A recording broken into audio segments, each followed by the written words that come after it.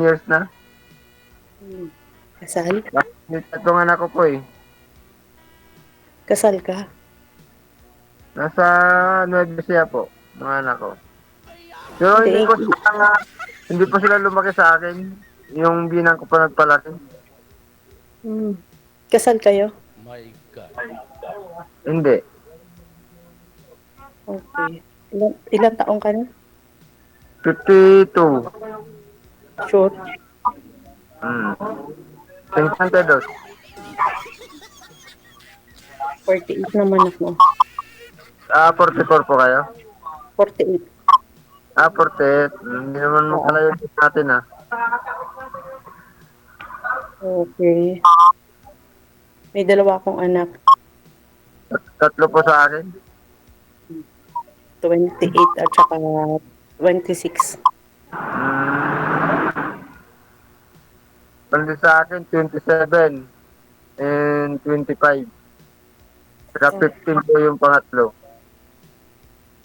Ano trabaho niyan? Construction po. Gumagawa po kayo ng gasolinahan? Okay. Ano ba? Ano ba matatang? Ewan ko. Nag-girlfriend na kayo after niyo maghiwalay? Ay. Wala pa po. Wala pa po. Bakit naman? Wala po. Kaya busy po eh. Kasi may pinaparal pa akong anak. Ay, wala Excuse naman. lang. Maingay po talaga, no? Maingay ho. Ako po yung nagpaparal.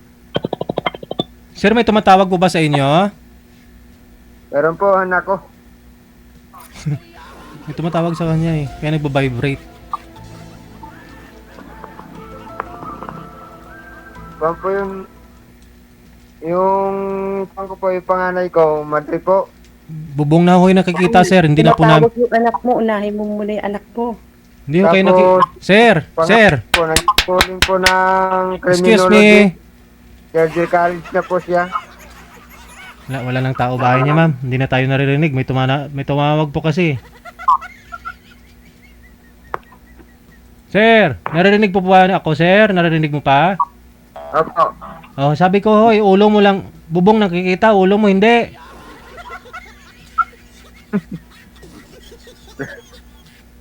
Sana ho si ma'am. Wala na. Tumatawag pala yung anak mo, dapat inuna mo muna yung anak mo. Tapos graduating ngayon, Kwan. Itong taon na ito yung babaeng bunso. Hindi niya naririnig na maayos, ma'am.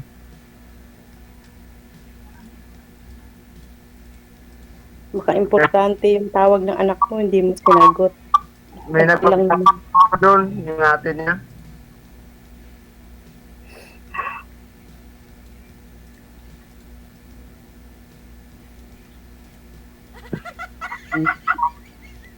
Kayo po.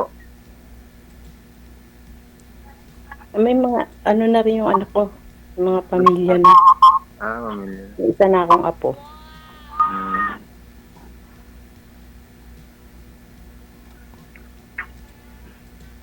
Ang ano ko lang naman dito ay may makausap habang nasa ibang bansa. Oo nga po. Para hindi po mag-Kwan, yung stress. Oo, yung homesick. Sick. Stress ka pa nga kung may kausap ka na problemado din eh. Ang problema ka tuloy.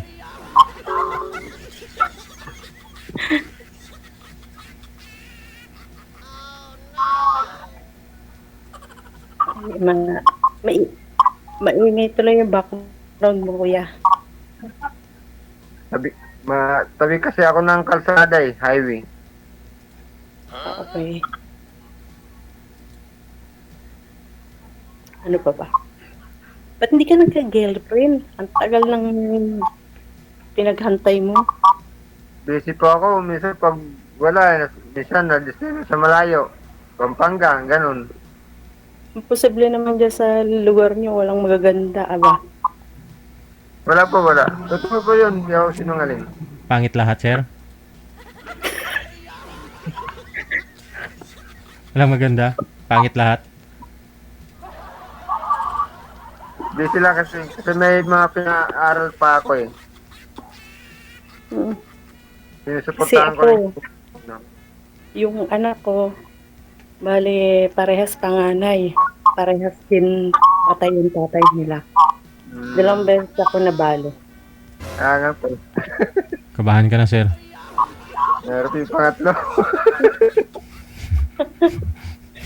Kapag dalawa nilang balo, pag dalawa, ano yan, atras na.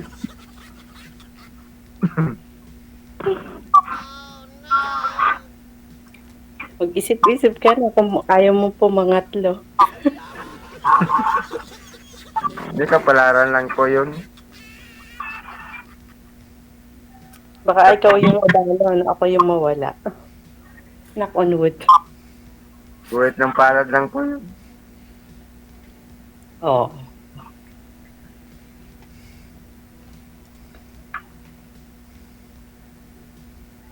Sumali na rin po kayo dito dati, ma'am, di ba? Po, First time niyo po ba ito? Pangalawa na. pangalawa na. Kamusta po kayo nang nakausap ninyo una? Yung una, gandi, lasing kausap. Tapos yun nga, yun siya yung panay ang kamot habang kausap. Ah. Tapos nakainom. Mm. Si Sir Ho, hindi umiinom to. Hindi naman ako nag-iinom eh. Sana all. Tubig, Okay lang naman o mag-inom. Wag lang naman yung Magkamot. magtira din naman ng ano. Huwag lang magkamot. Para, or hindi lang yung count. Sana Hindi. all. Okay lang naman ng mag-inom. Wag lang yung ano, sobra-sobra. Kasi yun ang kinamatay ng mga nakalibit ko. Kakainom. Yung una niyo hong asawa, ma'am, anong kinamatay? Ano din, bangungot naman. Tapos yung pangalawa, yun, nakilala ko na siya manginginom talaga. Hmm. Ah, Ginusto mo pa rin. Oo. Umano siya, nag-vomit siya ng dugo. Tapos, wala, hindi na nakasurvive. Pagdating sa ospital.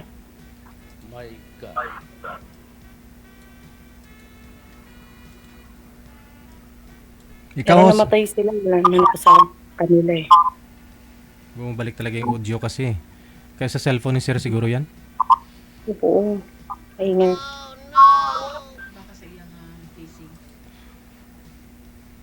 Hindi, malakas po yung volume ni Sir. Kaya ganon.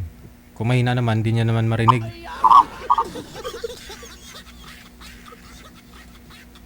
Oh, natahimik na si kuya. Nag-iisip na. Hindi ho, kasi Sir, yung anak ko ninyo, kamo, madre po yung panganay. Papayag ko kayang anak mo na aasawa ka po ulit. Payag po. Kasi nung umuwi po siya, ba't daw hindi po ako nag-asawa? Sabi niya. Oh, nung umuwi siya Total nagtanong. naman daw, malaki na sila. Siyempre, siya hindi rin nag-aasawa eh. So, paano po yan? Kaya siguro inutusan ka na mag-asawa kasi siya hindi rin pwedeng magbigay sa'yo ng apo. Kasi hindi rin pwedeng mag-asawa. Para may kasama na din po ako. Oo. Oo, hindi na rin kita mabibigyan ng anak. Kasi may na-post na ako. Ay, pwede pa ho yan. Lalahanin mo. Mason po ito si Sir. Magkahoy. Maliitin mo eh. Magaling ho ito pumako, ma'am. Isang pako lang eh. Baon ka agad. Sir DJ, paano ba yan? May na-post na. Ah, pwede po yun. Wala ka pang 50. Pwede pa ho yan. Pag uwi ko ng Pinas, 50 na ako. May lula ko nga 69 years old. Nabuntis pa. Ikaw 50? Kuya, wala lang. Hindi na nire-reg.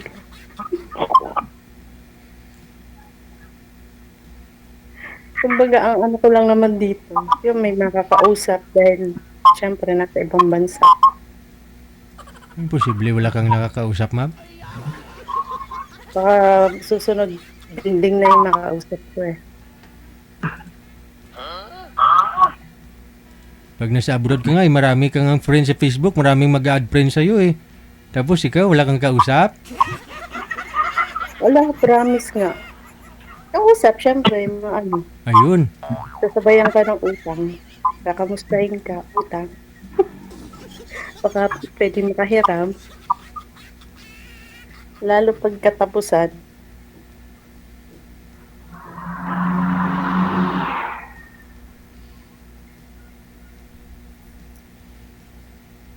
Ano sir? At natahimik ka na, kuya. Hindi, ito talaga ako eh. Hindi mo gano'n pala ito eh. Ano, parang virgin ka tuloy tignan dyan. Oy, bawal.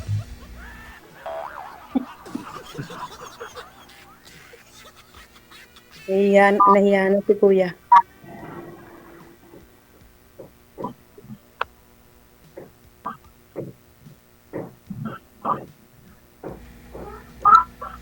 Gusto niyo pa magkaanak, sir? Ilan taon na po kayo dyan? Bungol. Isang taon pa lang ako. Bago pa lang. Mm-mm. Pero bagong lipat ako dito sa bagong amo. Kaya 5 buwan pa lang. Pero kung susumahin, 1 taon na dapat. Ngayong October.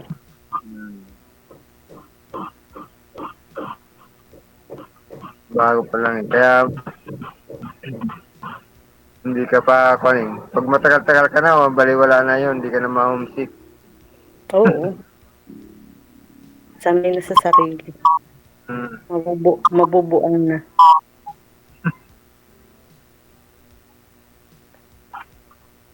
Sir, isagad ang ulo. Bubong na naman yung nakikita. Yan.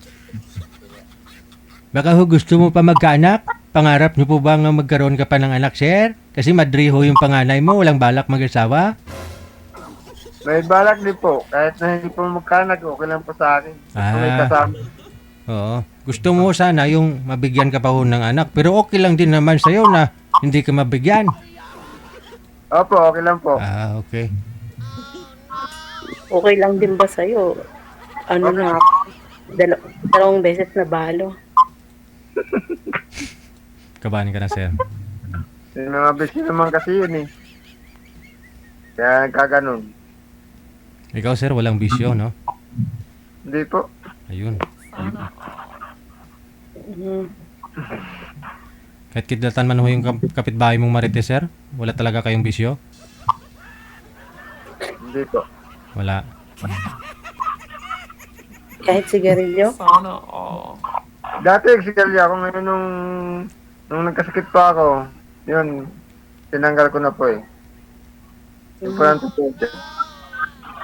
Pero matagal ng panahon. Eh, yung, ang tawag doon, yung nagnganganga ba? Hindi naman ako igurot. Uy, hindi, kahit hindi igurot, may nagnganganga. Karamihan, mga igurot. Kahit nga hindi igurot eh. Mga Bicolano, meron din. Ganun ba?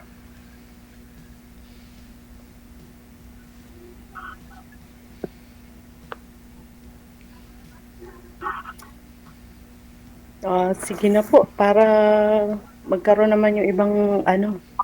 Nakita, Pwede ma'am. tayong mag-friend. Akala ko ba naman, ma'am, kausap yung hanap mo? Oo, pwede naman sa ano, offline. Para mayroon naman yung time yung ibang... Wala pa nga naghahanap. yung oras ninyo. Saglit lang naman yung usap ninyo dito eh. Ayaw naman niya po. Tahimik kasi kuya, oh. Oo, paano ho yan? Sabi mo mag-uusap ako kayo. Sir, wag ka ho kabahan. Kahit na ho biyuda ho si ma'am. 2 beses na ho nabalo. Yung kausap ko eh. Nasa sayo naman ho yan, sir. Opo. Oo, wala ka naman po yatang sakit. Wala naman. Wala. Kompleto naman ang ipin. Pasmile nga, sir. Bawas na.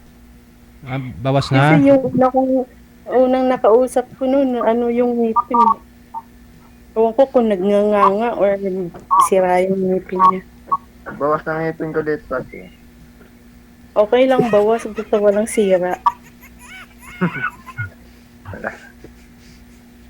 Eh, pag nasumakit ng ngipin ko, pinapabunot ko na para hindi na ako nagkuhan.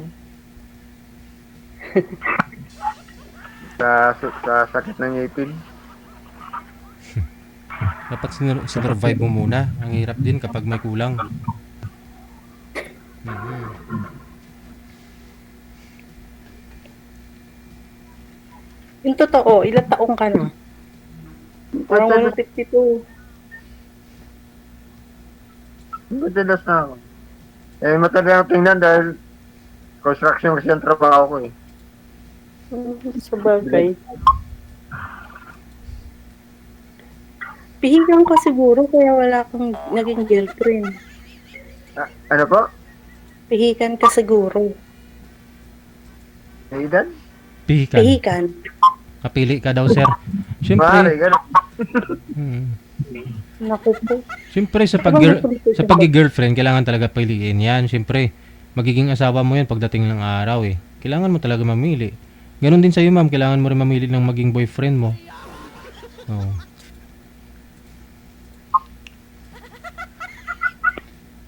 Gusto ko sa babae, yung hindi, tawag doon, yung mataray.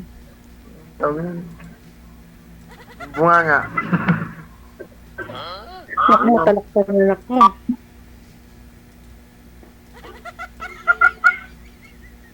Yun, saka mapagmahal nun. Yun lang. Baka naghahanap ka ng sexy. Hindi naman. Hindi. Sexy, maganda, maputi. Itsura ko na ito, ipapatol sa akin.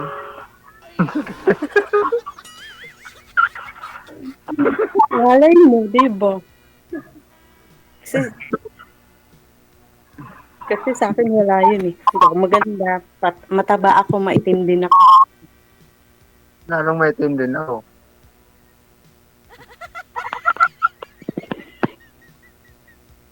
Eh sabi mo kasi pihikan. Baka mapihikan, ay pihikan eh. Eh tawag nito, ilan taon na yung bunso mo? 15 years. 15. Babae, lalaki. Babae. Parehas babae. Sa akin naman babae, lalaki. Isang lalaki. Mm. Tapos yung apo ko, lalaki. Itong taon na.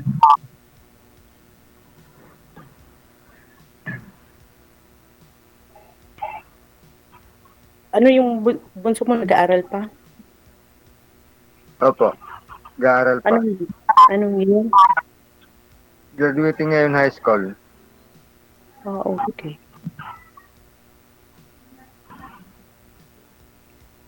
Eh, yung asawa mo dati, saan na? May asawa na po siya. Wala na kayong komunikasyon. Wala na po. OFW din po yung asawa ko. Kaya lang may asawa na po siyang iba. Okay. Dahil may anak na ata. Alam po may anak na sila eh. Sige. Ano pa ba? Wala na akong may tanong, Sir DJ. So, paano na? Sa off-cam na lang po kayo magpatuloy, no? Maraming salamat sa inyo. Magandang gabi. Nakakablanko nga talaga.